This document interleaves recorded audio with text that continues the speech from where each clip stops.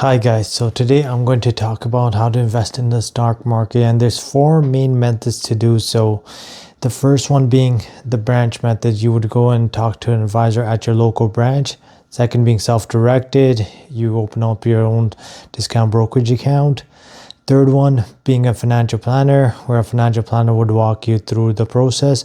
And fourth one, dealing with IA, which means investment advisors. That's usually for high net worth individuals only. So first method is the branch advisors. So this is like going into your local big institution bank. I'm located in Canada, so this would be like, for example, the TDs and the RBCs of the world. So you would go into one of those big branches, you would sit down with a branch advisor, and they would make you fill out a survey and they would guide you through it. Depending on your time horizon, risk tolerance, that when the instrument they pick for you to invest in. For example, if you have zero risk tolerance, they will put you towards GICs instead of mutual funds.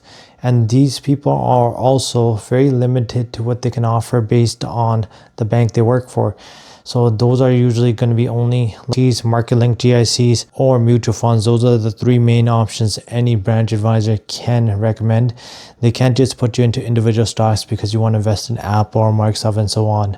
It's dependent highly on what's available to you and your risk tolerance and time horizon that you invest in one of these instruments. Now, the con with this is that the MERs, the management expense ratio for these type of investments, is usually very high. So above 2% for the most part. And over the long run, this can cost you a lot of money. I'm talking about over 20-30 years. This can cost you tens to hundreds of thousands of dollars if not watched closely.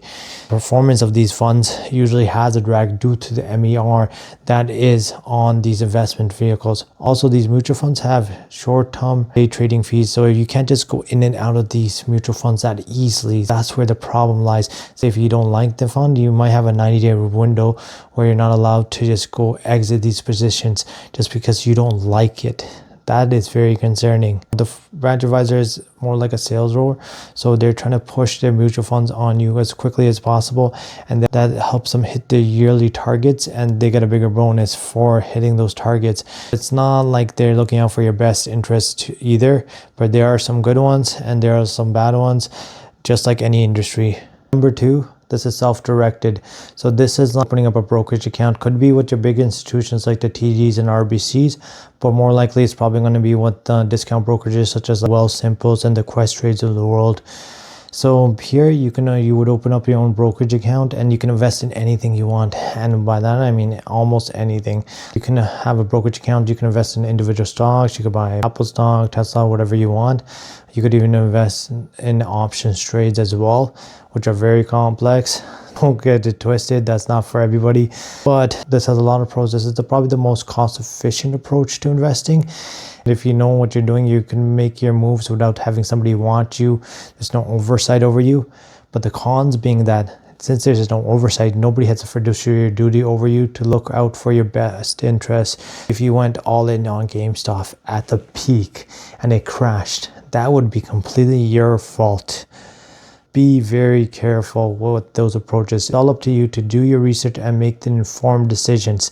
Is this a great fit for some people? Yes, this is a great fit for some people. But if you're one of those people that are generally don't know what they're doing, this might not be for you. If you already know what you're doing, you do your research, you're very intelligent, and you have done all the work required to invest in the stock market, this is probably the approach you're going to take if you are that educated person and that makes wise decisions. But on the other hand, if you're the person that doesn't do their due diligence and thinks that they're going to make money quick just investing into one big meme stock, this might not be the best approach, because it might just come crash and burning and you might lose all your savings pretty quickly. Number three, financial planners. The financial planner I'm particularly going to talk about is the branch ones, where you usually have to have a threshold of at least $100,000 for investable assets. These guys will take care of you from A to B. They usually invest your money into mutual funds and GICs, and then if they're at a big branch, their branch level ETFs as well. They will take care of all the planning for you, and they will tell you exactly how much money you should have towards the end of that goal. biggest pro of this compared to the branch advisor is that you have one dedicated contact person. That's a huge advantage. You can just pick up the phone and be like, hey Bob, how are my investments doing? Do you think we need to make any adjustments? I'm thinking about buying a car. They can work that into the financial plan. So they do have that pro. Con on this end is, since you're getting that one-on-one advisor relationship, the costs can add up for these type of advisor relationships. That is going to be the biggest con of this. It's not anything else except the cost of the mutual funds, and the advisor relationship will take effect on the total ROI on the portfolio. That is probably the biggest con of the financial planner relationship at the branch level. Number 4, IAs, which means investment advisors. These guys are the top of the top. They only take clients that are worth at least $1 million in investable assets for the most part, and they will take care of you like a financial planner, but they are allowed to invest in individual stocks and options as well on your behalf. They use the most complex strategies to help you get that ROI you so deeply want.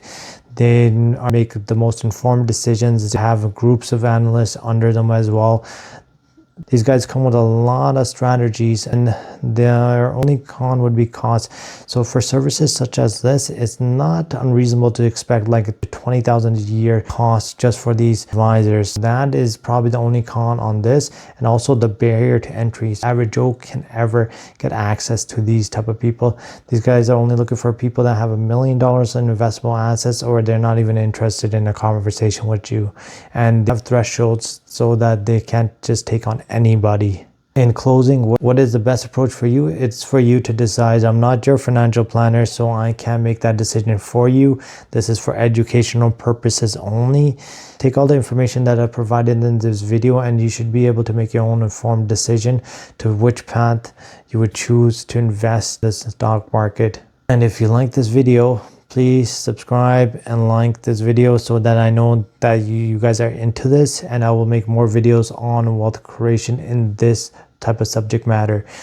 If you have something else you want me to make a video on, just put a comment down below and I will create a different type of video.